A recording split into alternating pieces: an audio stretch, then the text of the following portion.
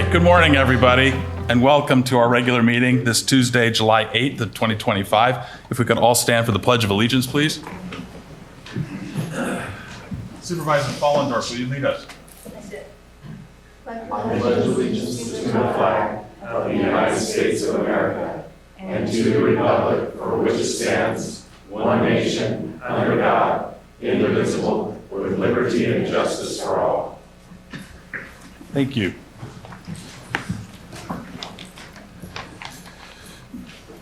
Madam Clerk, will you report out from our closed session from the last meeting? Closed session agenda from June 24th. Item 1, pursuant to Government Code 54956.95, conference with legal counsel, workers' compensation claim, Jack Treschler, County of Calaveras, claim number CCVC 555854, board action, no reportable action taken. Item 2, pursuant to Government Code 54956.9D2 and E3, conference with legal counsel, anticipated litigation. One case, significant exposure to litigation, recipient of claim number 2405, Duman Adibagar. Item 3, no report action, no reportable action taken. Item 3, pursuant to Government Code 54956.9D1, conference with legal counsel, existing litigation, Hosworth versus County Workers' Compensation Appeals Case number ADJ 18153-286. Board action, no reportable action taken. Thank you so much. I will move on now to staff announcements.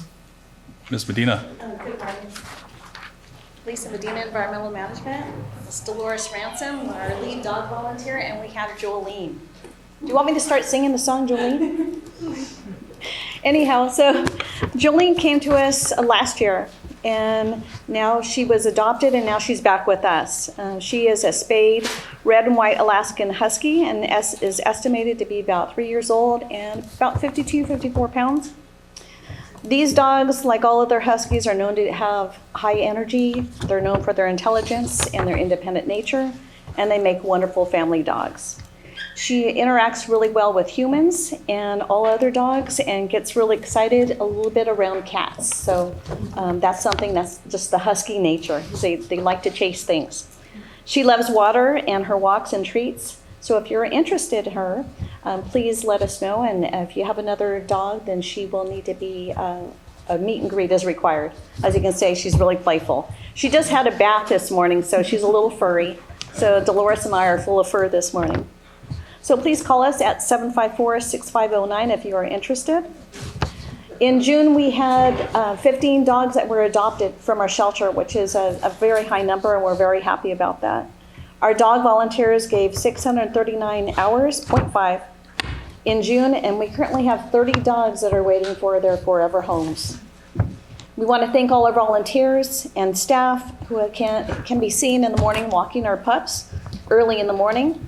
And our next free rabies clinic only is going to be held in Angels Camp at the Spence Ranch Feed and Supply on September 13th from 9:30 to 11:30. And that's all I have. Thank you so much. Thank you, Dolores. Thank you, Jolene.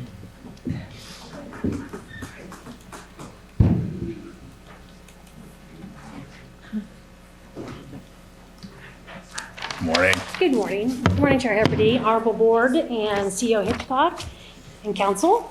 On June 25th, 2025, we closed our 2025 assessment roll with a total assessed value of $10,492,033,755 net of exemptions. This represents an increase of $491 million over 2024 assessment roll. The difference results in an increase of 4.91%. My staff processed over 9,000 assessments.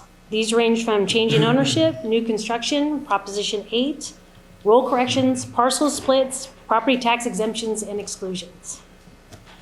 I believe this is a true testament to the hard work and expertise of our workplace. I am proud of all of their accomplishments and their detailed and diligent efforts to complete this year's assessment roll. I am truly appreciated of all of their hard work. Last thing is, I want to remind all the property owners of the county who own property here and their primary residence is here, you're eligible for a homeowner's property tax exemption, which is about $7,000 off your assessed value, which is about $70 a year off of your tax bill, and you can only have one in the state, so wherever your primary residence is. Okay, thank you. Thank you so much. Yes? I'm Lori, sorry. Yes. thank your staff. You know, they did the good work, but you know, since you've been in there, you know, giving them the opportunity and the path to work on the backlog and everything. Thank you for all the good work and everything Thank you. to I'll everyone. pass it on. Thank you. Thank you. Mr. Holt. Good morning, Board. Eric Holt, OES. I wanted to share with you the closeout of our first CWPP survey that we just completed. Just some broad strokes, and you guys can look at that. We'll also post it on our website. First off, I want to thank Linda Group from IT who helped me to create this and tabulate all of our responses. We were able to receive 329 responses from our community, which I'm very happy with. Our goal was 350 towards the end there. We just almost got there. But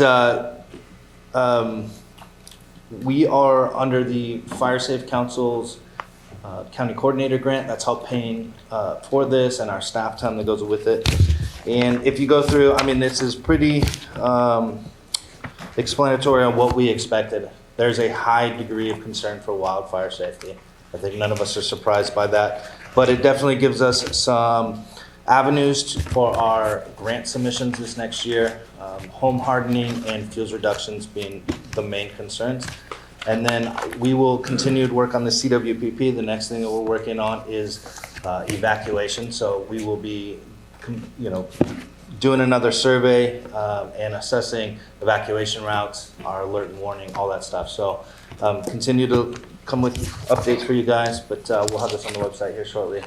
Some of these are real small, but you can zoom in on the website and read them better. So thank you, guys. Thank you. Are there any other staff announcements? Seeing none, Madam Clerk, we'll move on to general public comment. Any item of interest to the public that is within the subject matter jurisdiction of the board and is not posted on the consent or regular agendas may be addressed during the public comment period. California law prohibits the board from taking action on any matter which is not posted on the agenda unless it is determined to be an emergency by the Board of Supervisors. If public comment is completed before the 30-minute allotted time period, the board may immediately move to the next order of business. If public comment is not completed the allotted time period, it will be continued as the last item of business in order to provide an opportunity for the remainder of comments to be heard. Thank you. Terry.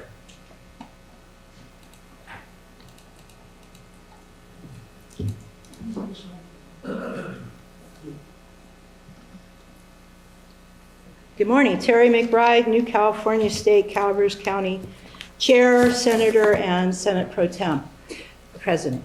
I want to, before I talk real quick, you need to turn that on, although that would be fabulous, thank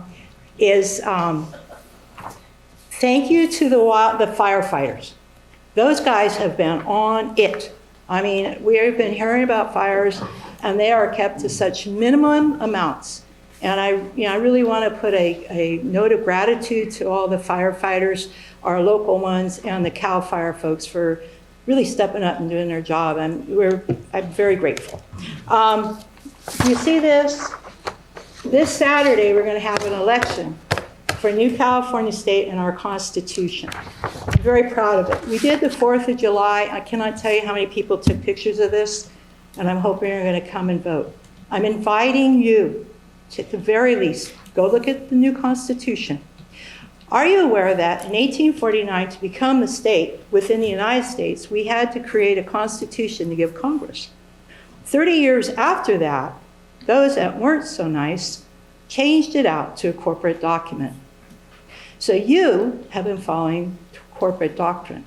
Unbeknownst to you, I'm quite sure, but that's a fact, that stepped on and destroyed our constitutional rights. And if you go online and look up the original California Constitution, 1849, you'll see it's quite short. It's about as long as ours is.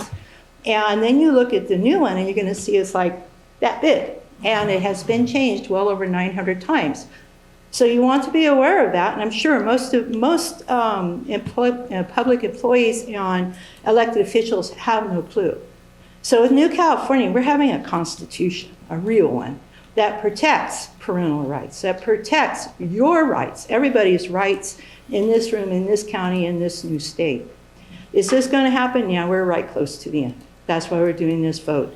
So I'm asking you to, at very least, go read that Constitution, see what it's going to do for you, how much happier you're going to be that your children, your grandchildren are going to grow up in a state with a Constitution such as ours. We even went after AI and technocracy, protecting humanity's rights, right? And nature, because we got to have nature or we don't have humans. Anyway, so it's Saturday the 12th from 11 o'clock to 2 o'clock at the Calaveras County Library in the public room.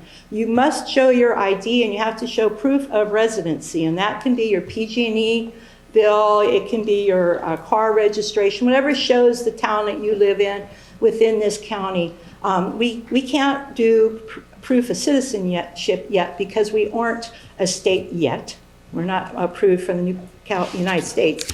But when that happens, yes, you will. You have to be a U.S. citizen to be able to vote in our elections. So anyway, I invite you, please come. I think you'll be excited about it, but at the very least, look at the Constitution. Thank you so much. Thank you, Terry. Morning, Mr. Butner. Good morning. My name is Christopher Butner, publisher of Calaveras2026election.com. I recently read a courageous county civil grand jury report. The report documented that the county grand jury had performed its duty to the county citizens by investigating complaints of misrepresentation of information to and from the Board of Supervisors, investigating complaints of differential treatment by senior county administration, investigating complaints about hiring practices in county government, as well as having investigated other materially related concerns. Unfortunately, this was not the Calaveras County's 2024-2025 Civil Grand Jury Report I was reading. I was reading neighboring Tuolumne County's 2024-2025 Civil Grand Jury Report. The report presented a detailed description of a type of grand jury investigation called a carryover investigation that the grand jury had completed. The grand jury's report summarized the carryover investigation in the following manner. When a prior grand jury provides information in the form of complaints, documentation, or interview notes on a topic that the grand jury was not able to adequately investigate or complete a report about, the grand jury report continued.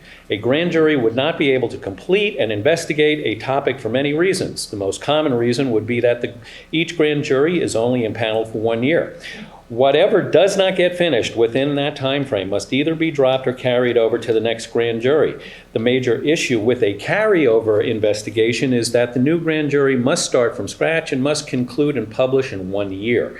If any information was provided, this grand jury would have to do the entire investigation again. Use of prior witness statements is strictly prohibited. Reading about carryover investigations directed my concerns to the 8 complaints I've filed during the 2023-2024 and the 2024-2025 Calaveras County Grand Jury terms. I've seen no evidence of any of my complaints having been considered or investigated. As the 2025-2026 Calaveras County Civil Grand Jury impanels and begins reviewing complaints it will consider, I urge the jurists to take a courageous step as neighboring Tuolumne County's Grand Jury has by attempting to bring accountability, integrity, and transparency into local government. The 2025-2026 Calaveras County Civil Grand Jury may expect to receive continuing calls and demands for a credible, unbiased investigation of the business practices of the Calaveras County Administration and the Board of Supervisors. Thank you very much. My name is Christopher Butner, publisher of Calaveras2026election.com. Thank you. Is there any other public comment? Good morning. My name is Todd White, and I'm here on behalf of Senator Alvarado Gil. And the good news is that the legislature is on recess for the next couple of months. So just breathe a sigh of relief. There's no new laws coming out, at least for a couple of months. So I'm here on the senator's behalf just to get out in the district and express her sincere appreciation for your leadership and continued partnership in serving the residents of Calaveras County. As a proud voice for rural California, Senator Alvarado Gil is deeply committed to ensuring that counties like Calaveras receive fair attention, resources, and representation at the state level. The senator has focused on priorities that matter to Calaveras County, such as wildfire prevention, increasing access to behavioral health services, and addressing the affordability crisis in housing and insurance. She has also advocated for more flexible funding streams that empower counties to meet their own unique needs. Senator Gil also believes effective governance begins with strong collaboration between state and local leaders. Her district team remains available to assist with state agency coordination, grant navigation, or any other legislative needs you may have. Now that we're on recess, we'll be doing a mobile office hours here in San Andreas, which will be announced shortly. And if you have any other suggestions for me, I will leave my cell phone number and the card with your clerk, and you can call me about New California or any other issue that you see fit. You can call me whenever you want, and you can tell me what we need to do out here in Calaveras. And so on behalf of Senator Gil, again, we just appreciate the work that you're doing. And if every county was run like Calaveras, I think the state of California would be in a much better place. So thank you for your time, and I'll leave my card with your clerk. Thank you, Mr. White, and thank the senator for us. Thank you. Have a great day. Thank you. Is there any other public comment? Then we'll move on to the consent agenda. Madam Clerk? Consent agenda items are expected to be routine and non-controversial. They will be acted upon by the board at one time without discussion. Any board member, staff member, or interested party may request the removal of an item from the consent agenda for later discussion. Would any board member like to pull any of the items in the consent agenda? Supervisor Toffenelli? Okay.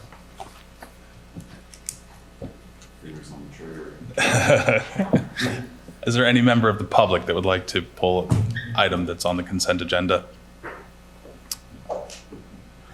Any online We have comment? no online request. Okay. With that, I'll bring it back to the board. Move. Second. All in favor? Aye. Thank you. Passes 5-0. We'll move on now to our regular agenda, item number 9. Madam Clerk? Item 9, informational item, administrative office, receive an informational presentation regarding the rural county representatives of California strategic plan. Good morning, Mr. Blacklock. Morning.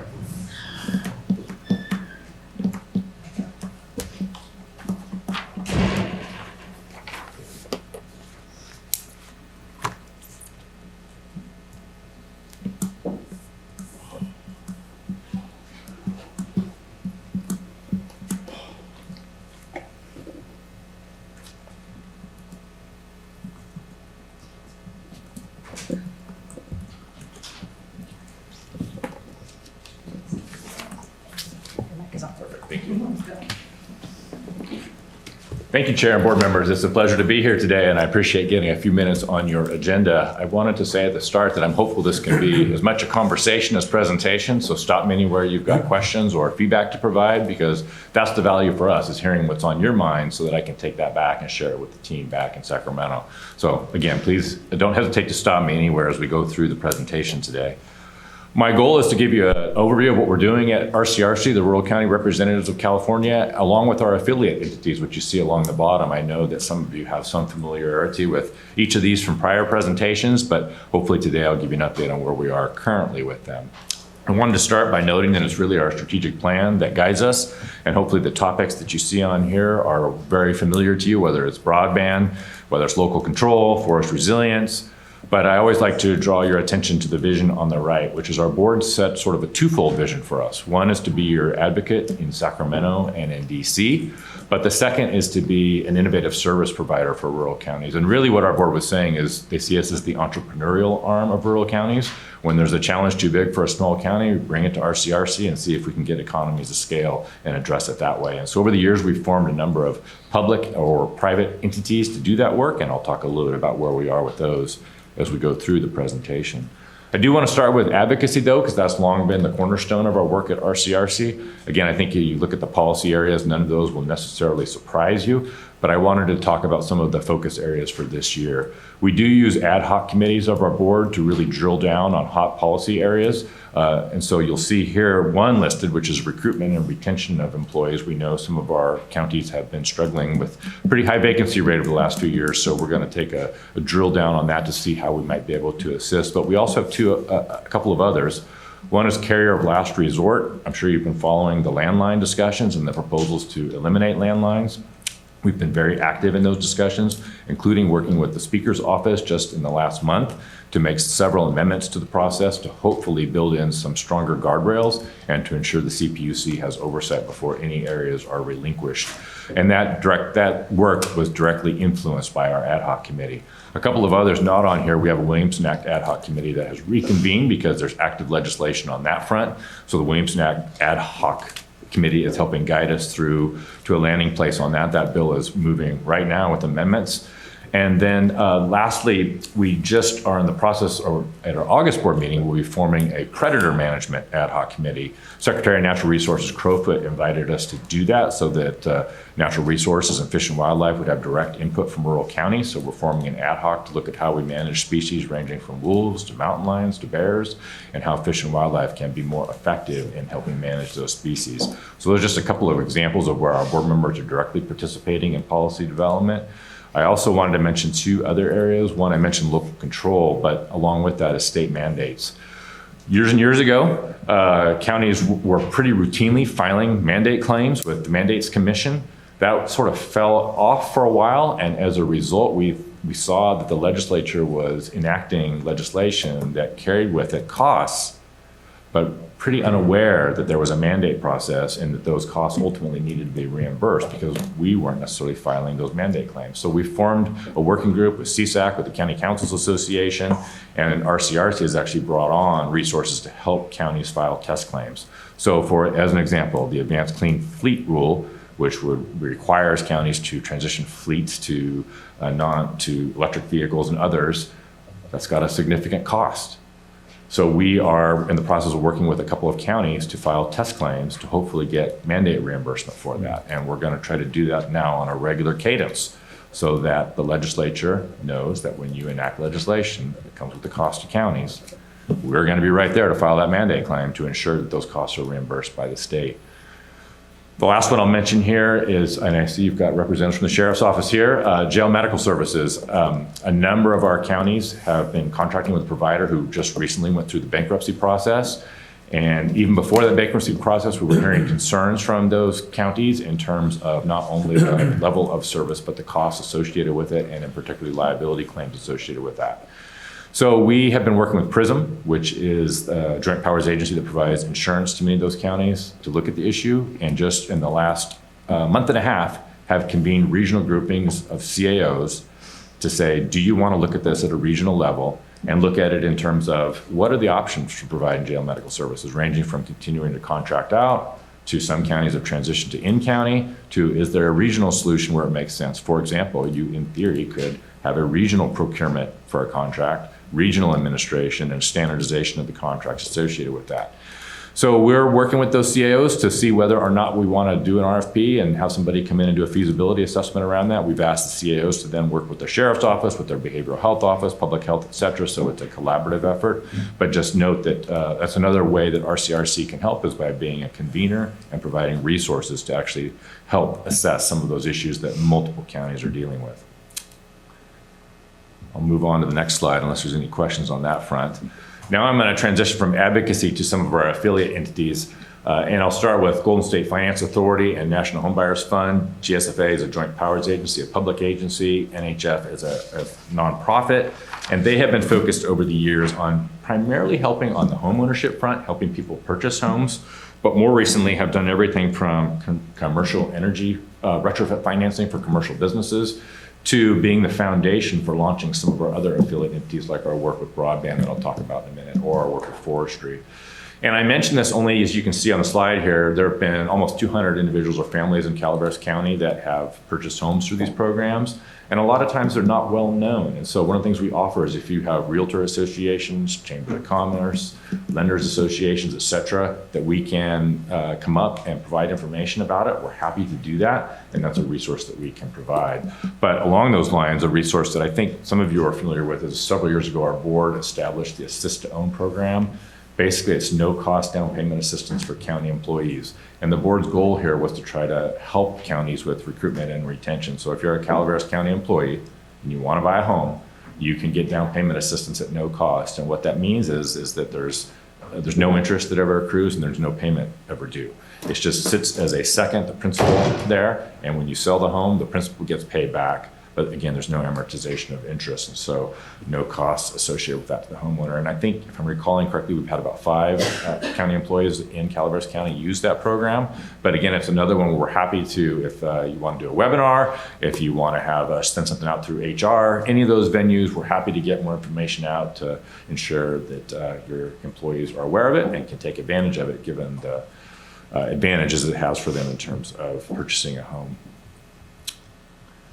Our newest public agency we formed is Golden State Connect Authority, and this is a joint powers agency made up of the same 40 counties as RCRC. Calaveras County is a member of it, and it was formed about a little over 3 years ago to help rural counties access what was the coming wave of investment for broadband funding. And so in the first year, we obtained $19 million to do engineering, including in Calaveras County, for fiber deployment.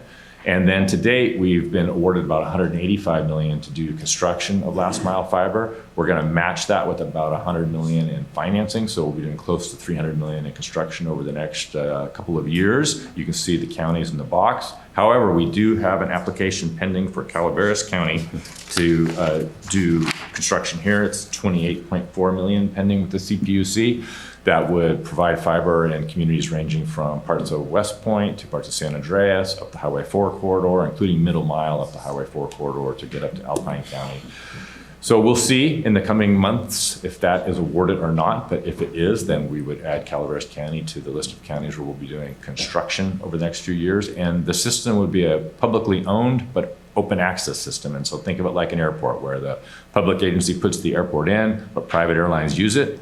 We would be doing the same model here. We'll put the fiber in the ground, but then open it up to private ISPs to deliver the service to the home so that you as a consumer or a business have options in terms of which internet plan makes the most sense for you. Golden State Natural Resources is our newest nonprofit focused on forest resilience, and this slide's actually a little dated because on June 25th, our Golden State Natural Resources Board unanimously approved pivoting the project to focus more on domestic markets for biomass. And so you may recall the last time you heard about this project, it was to take biomass from forest thinning projects, convert it to pellets at one of 2 sites, one in Lassen County and one in Tuolumne County, and then ship it by rail to the Port of Stockton to be used as a replacement for coal overseas. A couple of things have happened. One is that we went through the CEQA process, and within the CEQA comments, one of the themes we heard is we would like to see you strengthen your alternatives analysis, and in particular, look at domestic markets. At the same time, we were looking at our project assumptions, particularly supply and demand, and while demand for pellets remained strong, supply had increased pretty significantly in the last year and a half, and that had softened prices. So if ever there was a time to consider pivoting the project, it was now, and so we've been partnering with a number of public and private entities to assess what that could look like, and our board approved doing that. And so now we'll be working to update the draft DIR, to use the 2 sites to, instead of producing pellets, produce wood chips, and then rail those chips to some use. I'm speaking too fast, is that? No, I was telling him to switch and Okay. he already switched before I was ready. And to ship those chips to the emerging domestic market. And I use the term emerging because those markets don't exist at a commercial scale today in the Western US. But when we talk to entities like Lawrence Livermore National Labs, what they see coming in the future are sustainable aviation fuel, alternative fuels like hydrogen, methanol, ethanol, electricity production, but likely with a carbon capture component, or alternative wood products like oriented strand board. Again, none of those are here today, and what we would be doing with this pivot is setting up the infrastructure to ensure that there's feedstock certainty, and a system to get that feedstock to those uses when they come online. But it's probably 7 to 10 years out before they come online. So we'd be using that time to complete CEQA, get the sites entitled likely through a development agreement, and then make sure that we were working closely with the Forest Service to have long-term certainty in terms of the tonnages coming out of the forest as part of those forest resilience projects to support those efforts. So look for that updated draft DIR to come out sometime, likely the next 6 to 9 months. We'll need to recirculate it at that point, so I'm sure there'll be another round of public meetings and comments associated with that. But I did want to provide you that up-to-date news and clarify where GSNR is headed relative to the slide. And this is just a picture I took in the Modoc National Forest. People often, I think, are unfamiliar with, maybe not here, but when we're in Sacramento talking about the number of piles in the forest. There's an article in the Sacramento Bee today talking about the 50,000 piles that are in the Stanislaus National Forest. This was a picture I took up on the Modoc National Forest last year, where the forest thinning project is done. So the background, that's what it looks like after. And there's the pile. And if you were to go along this road in Modoc County, it was just pile after pile after pile of that size and scale. So that's really what we're focused on, is finding a sustainable outlet for that brings commercial value so that those funds can be reinvested in more forest thinning projects going forward. Just 2 more to mention, then I'll wrap it up. One is Environmental Services Joint Powers Authority. This is a JPA made up of 26 of our counties, helping counties comply with waste-related regulation. I have to credit Calaveras County because your own Mary Pitto was long a part of ESJPA and helped get ESJPA really to where it is today. So I want to thank her, and Calaveras County is a part of ESJPA. They meet on a quarterly basis, and typically it's going to be your public works or your landfill manager, your waste management director who participate in those meetings. And then lastly, the Rural Advancement Institute. This is a 501c3 that we've had a long time, but it sat dormant. We brought it back to life a couple of years ago to focus on 2 things. One is education, primarily for urban legislators. And secondly is academic or research related to rural topics. And so right now we have a partnership with UC Santa Barbara, where they are looking at the sustainability of small volunteer fire districts with the challenges of decreasing volunteerism and increasing call volume, and the challenges of continuing to maintain sustainable response patterns with that dynamic. So we're looking for that report to come out relatively soon. And then we completed another educational tour where we had everyone from cabinet secretaries to legislators to chiefs of staff. And in this case, we had gone to Monterey County and toured their agricultural region as part of that tour. So we'll be now preparing for next year's tour, and then once the research project is done, looking to complete or update and go to another research project as well. And that, in a nutshell, is all things RCRC. Happy to take any questions or any feedback you may have. Supervisor Fallendorf. I don't have any question. I just want to say thank you to you and your staff, especially for welcoming me behind Jack and filling those big shoes down at ICIC. It's really been a pleasure and enjoyable working with your staff. And thanks to Martin for taking my place up at Modoc this last couple of weeks. It's been eye-opening being part of those discussions and learning what other challenges other counties have, but they're also similar. It's just maybe different approaches in some things. And it's been really nice to connect with those, your staff and other board members to try and problem solve our world problems at the local level. So thank you. Absolutely, thank you. Supervisor Stopper.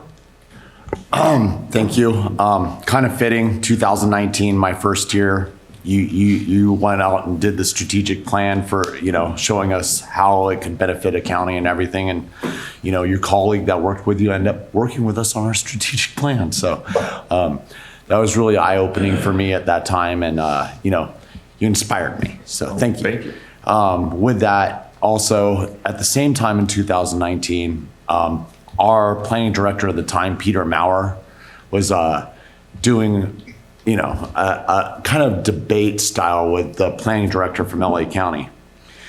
And I mean, they did wonderfully, but at the end, all comments aside, the representative from the state was there, and Peter Maurer said, one size doesn't fit all. And the LA County planning director was like, actually, the one size doesn't fit anybody, because they agreed. And we appreciate the representative on the rural level, but seeing what you have up there is almost the exact same thing we have at CSAC. And especially when it comes to what the legislature is putting forward, here's your new laws. These are good. And there's a lot of times good intent behind those laws, but hand it off to the county, you enforce it, no money. And this is, been the moonwalk of our budgets since the beginning of, I don't know when they changed the Constitution that I heard earlier the first time. But thank you for the good work. I think even, at the rural level, thank you. And I think that the urban and cities are on the same page for the most part. I appreciate your feedback. One of the things our board added to our strategic plan is to look for opportunities to push back, essentially, against legislative proposals that are unduly impacting rural counties, whether it's funding, whether it's loss of land use control. And so things that we do on that front, a lot of times you'll see in legislation, small population counties exempted. That's because we'll go in and say, this doesn't work for a small county, can we get it exempted? I mentioned mandate reimbursement. A couple years ago, we actually used litigation to stop some regulations that were going to negatively impact counties. And so these are just some of the examples of ways that we're working to advance that particular goal, which is to make sure the rural county's voice is heard. Any other board comments? Thank you, Pat. I would just like to add one other thing is just, as I said in the meeting, whatever it takes to get the ball over the line with the CPUC, we're here. Definitely appreciate that. Thank you sir. so much. Did we have a comment? Did we ask for public comment? Oh, good Sorry. point. Any public comment regarding this presentation? Good morning again. Good morning, Mr. Blacklock. My name is Christopher Budner, publisher of Calaveras 2026election.com. 2 years ago, in July 2023, I investigated and published a detailed report alleging an irrationally and irresponsibly cited Tesla Supercharger electric vehicle charging station, EVCS for short, located in Arnold in District 3, that poses as an extraordinary yet avoidable threat of a catastrophic wildfire, term you used in your presentation, to our wildland-urban interface communities. This potential firebomb of man-made origin was allegedly negligently sited in an extremely vulnerable location in distressingly close proximity to densely forested neighborhoods, large capacity propane tanks, and unregulated traffic at the fringes of the approximate 900,000 acre Stanislaus National Forest and 4.1 miles from one of the most pristine and majestic groves of giant redwoods on earth, Calaveras Big Tree State Park. Facts and concerns stated in my report have evidently been dismissed by the entirety of the Calaveras County government for 2 years. I shared my facts and concerns of my report beyond Calaveras County with state officials and agencies to break through the resistance and bureaucratic insolence. My efforts resulted in a strong expression of interest by a senior staffer to a member of the California legislature, informing me that the local hazard I had identified and documented at the Arnold electric vehicle charging station bore some striking similarities to previously documented hazard concerns related to 2 other Tesla Supercharger installations elsewhere in the legislative district, having been independently documented to the legislator's office by CAL FIRE unit chiefs. I was encouraged by the staffer to further research overlapping points of hazard concern common to the 3 Tesla Supercharger installations. I now ask you, sir, for your commitment as the president and CEO of the Rural County Representatives of California to partner with me and waste no time in urging the boards of supervisors of its member counties to 1, ensure existing Tesla Supercharger installations are safe, secure, and as fire hazard free as possible, and 2, review their county permitting processes in order to ensure the inclusion of local and regional fire officials in the permitting and approval process for all future non-residential Tesla Superchargers and similar EVCS installations and facilities. My name is Christopher Butner. I publish Calaveras 2026election.com. Thank you for your attention. Is there any other public comment? Any comment online? We have no online public comment. Thank you. Thank you very much. Thank you.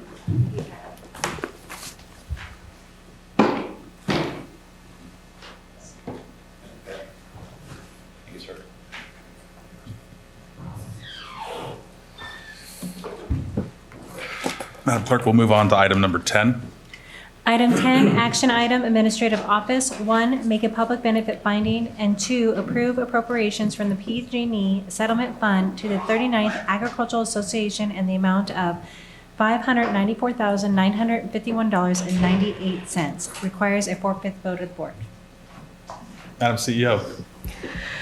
Good morning, Chair Hubbard, members of the board. This item is to reallocate funding that previously was set aside for the fairgrounds for a sewer infrastructure project that they subsequently received a grant, and then reimburse the county for a large portion of that project.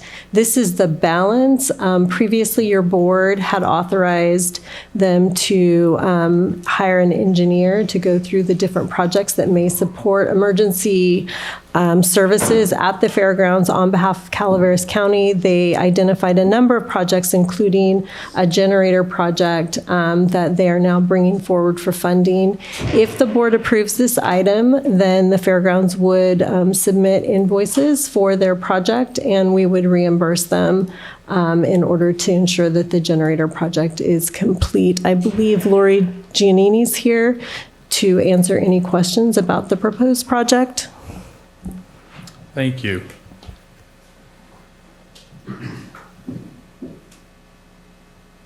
Good morning. Morning.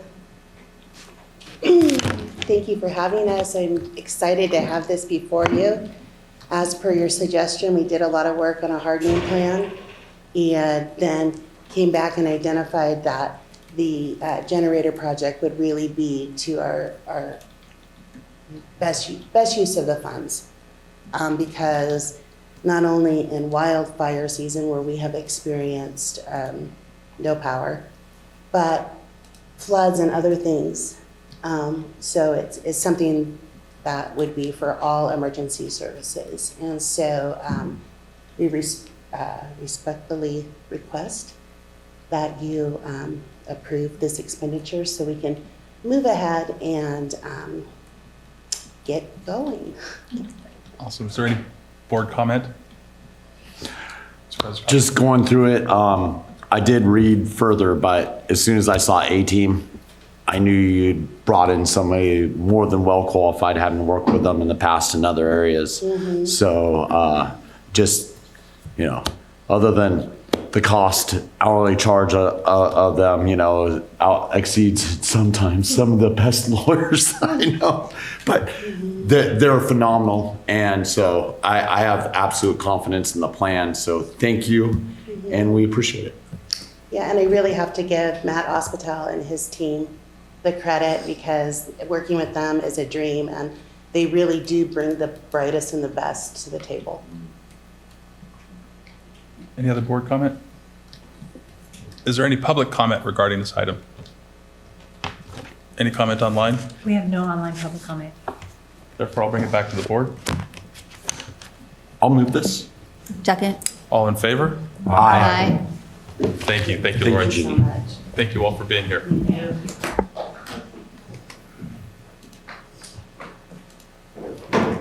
Thank you. We'll move on now to item number 11. Item 11, action item, Public Works. 1, receive a presentation from the Department of Public Works regarding a Pacific Gas and Electric Rule 20A project to underground PG&E transmission lines along St. Charles Street, State Route 49 in San Andreas. And 2, authorize the Director of Public Works to execute all necessary documents related to the implementation of the project. Thank you. Good morning, Mr. Martin. Good morning.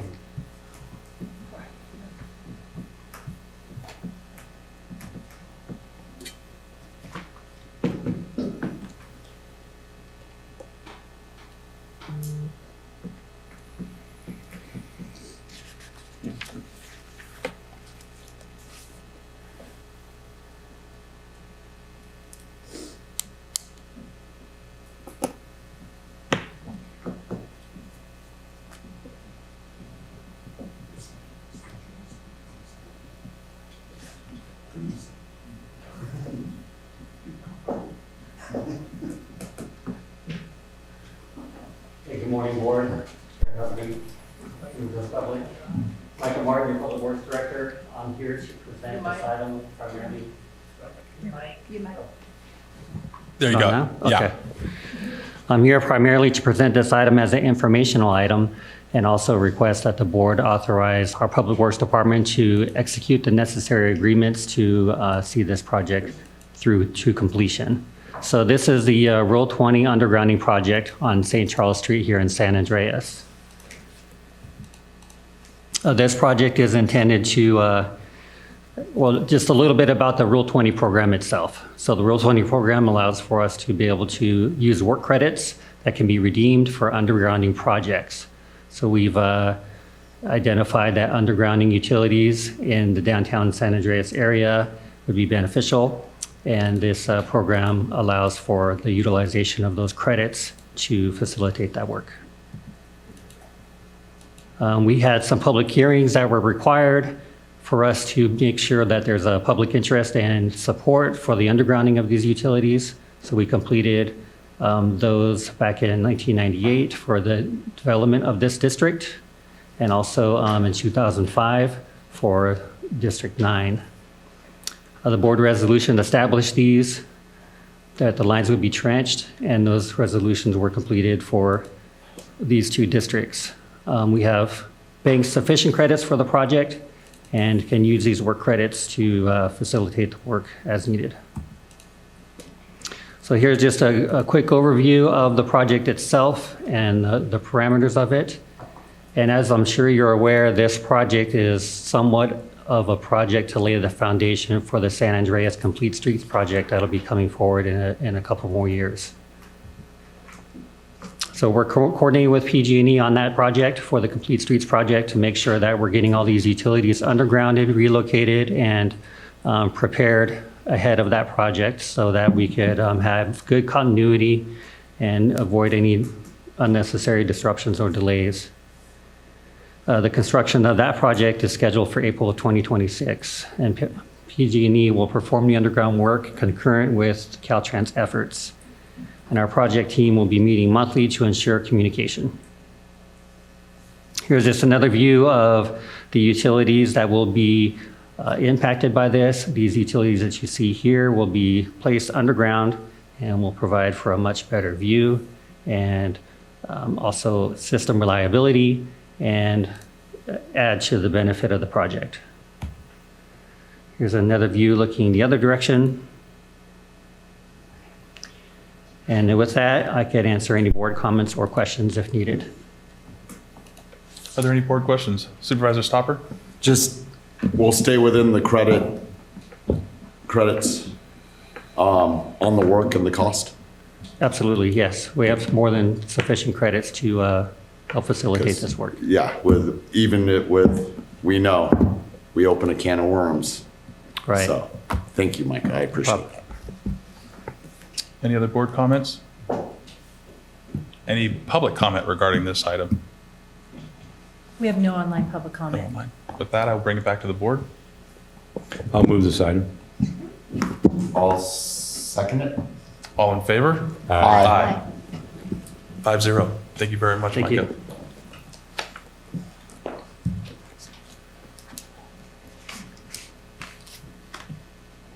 Thank you, Mike. And as we catapult forward to supervisor announcements, this is the fastest meeting ever. Oh, well, maybe you've had faster in the past. This is probably my fastest. Supervisor Stopper, do you have any announcements? Supervisor Toffenelli? No, not at this time. Supervisor Pollendorf?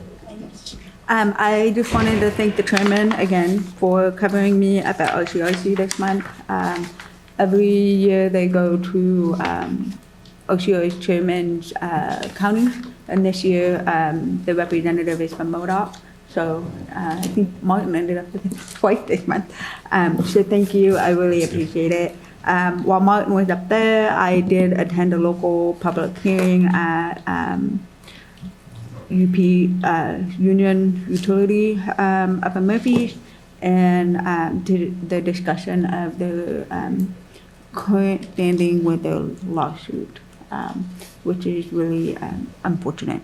It really drastically impacts not just that district, but it could potentially domino effect multiple water districts. And it's a big concern of the community. There was a good attendance, and it was really well put on by Jessica and the legal team.